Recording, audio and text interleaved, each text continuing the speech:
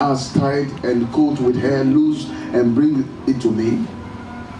And if any man say unto you, ye shall say, the Lord has in need of them, straightway he shall send them. And this was done that it might be fulfilled, which was spoken by the prophet, saying, if it's your own Bible, underline it. Tell ye the daughter of Zion, behold, thy king cometh unto thee, meek and sitting upon an ass, and a colt of foal of an ass. I will stop there. Go home, read the entire scripture to 15. Hallelujah. Amen. Read it up to 15. Now listen to me carefully. We learned about Jesus being what? Lord. Someone say Jesus is Lord. Yes. Now today we are learning about Jesus being a servant. A servant. A servant. I was sharing with our branch in Musafa. I was telling them that there were 3 workers who were learning. They were apprentices and they were learning under their boss. And one of them would not put effort in the work. So the friends will ask him, or his colleagues will ask him, why are you not putting effort in the work? Then he will say, oh, you people, you are not smart. You are not very smart. Can't you see this man? He's using you. By the time you become a boss of your own, you will not have any energy left. So reserve your energy. I am reserving my energy. And when the time comes and I become a boss of my own, I will use my energy. Now, lo and behold, they all graduated, became masters. And 2 of them who were very committed have their own business. He is still marking time.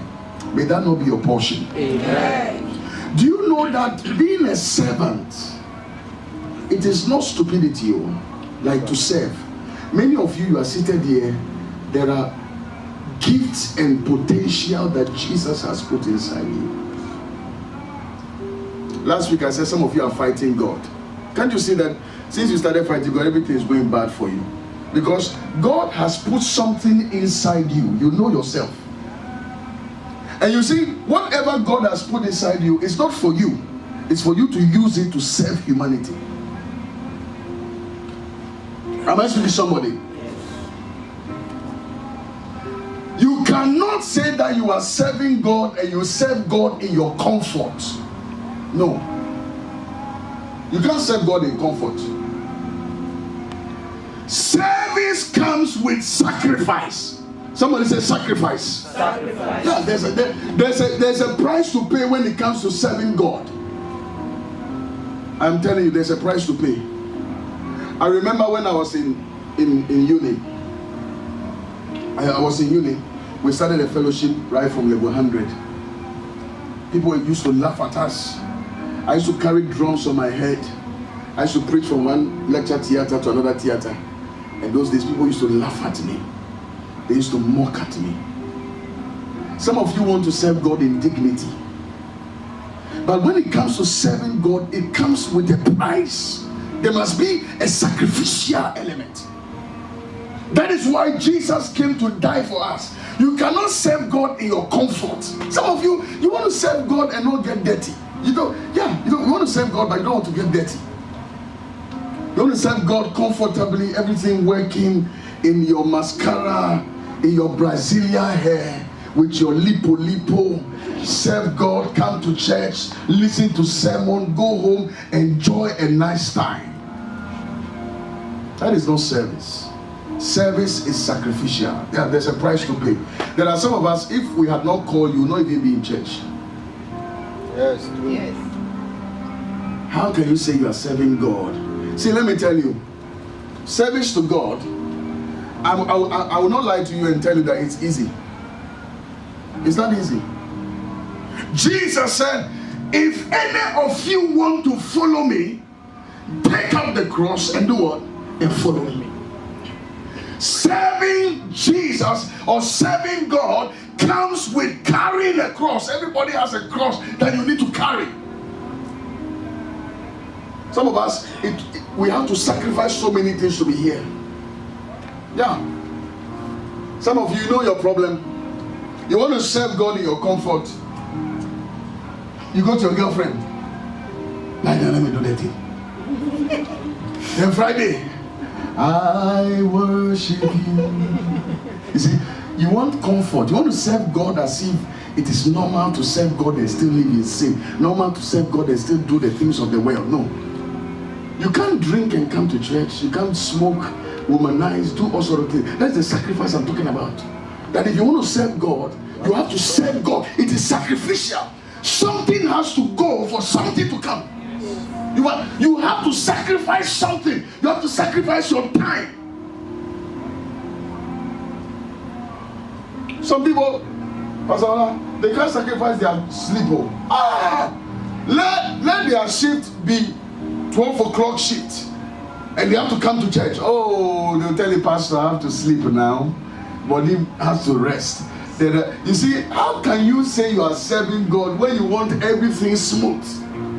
There must be a sacrifice element. I was telling the Mustafa people, I didn't become a pastor overnight. I'm telling you people the time. I didn't become a pastor where I broke somebody's church and I became a pastor. No.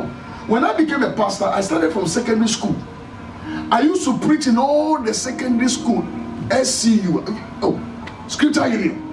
Yes. Preach. Then I graduated, went to the buses. They used to call me FO-Red. FO-Red means a man who is fair. Most of the bus conductors I know today, they are all now masters. They all now drive. And those days, they used to insult me. I told you about the story about the bus I went to preach, and the driver said, get down. I said, oh, give me 2 minutes. He said, get down. I said, give me 2 minutes. And when I finally got down, the man spat on my face. And my partner that I went with, the thing was so funny. He wanted to laugh. But you know, you can't go with somebody, the two of you are ministering together, and they spat on his face and you want to laugh. So the guy wanted to laugh because the scenario was very funny. So when we got to a point, I said, you know something, this thing is funny. Love. Come and see. He started laughing. Am I speaking to somebody? There must be some sacrifice, some pain, something you have to lose. You cannot serve God in your comfort. Yeah, you can't serve God in your comfort. You can't wait until we call you before you come to church. You can't wait until the car is ready before you come to church. There must be a sacrifice element. Sometimes it will be your money, it will be your resource, it will be your talent, it will be your gift, it will be something that God is requiring from you for service. Service is not only coming to church. This whole year, how many souls have you won? How many people have you spoken to about Christ? Your friends are with you all the time. Your workmates are with you all the time. How many of them have you convicted? Who have you taken the pain to go and visit? Serve humanity. You know, the problem about our time is that people serve, but they do eye service. They serve only for people to see. May you not be that generation. Amen. Yeah. I am telling you, ladies and gentlemen, whatever you do in the secret for God, God will reward you in the open. Amen. I'm telling you the truth. There are some of you, there is somebody here, you have been praying for the church. God said I should tell you he has been watching the prayers you have been saying for this ministry. Yeah. You may not be playing any active role, you may not be doing anything. I'm telling you, there are people who don't do anything in the house of God, but yet they are on their knees. They are interceding for the church. They are praying for the pastor. They are standing in the gap. They are interceding. What calling, what do you have that God is requiring from you to also sacrifice to serve him?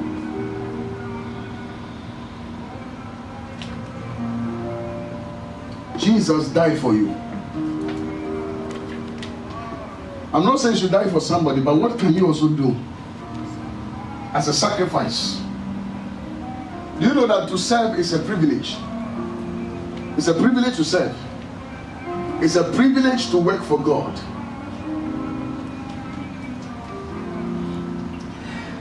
People think that when you are working for God, you have carried a burden on yourself.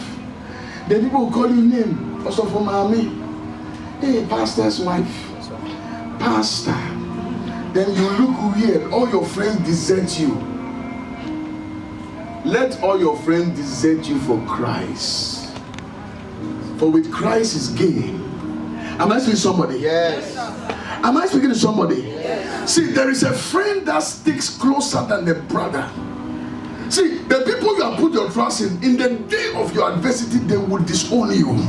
But there is one man that when you put your effort and you serve him and you are committed, even in the day of your trial, he will not leave you alone. Am I speaking to somebody? So listen. Sometimes we put our trust in our jobs and we are all the time going to work. We don't want to be late to work. But when it comes to church, evangelism, we have to beg you to do evangelism for God. We have to beg you to win souls for God. We have to tell you, come and serve. We are giving people even position in the church. They will tell you, no.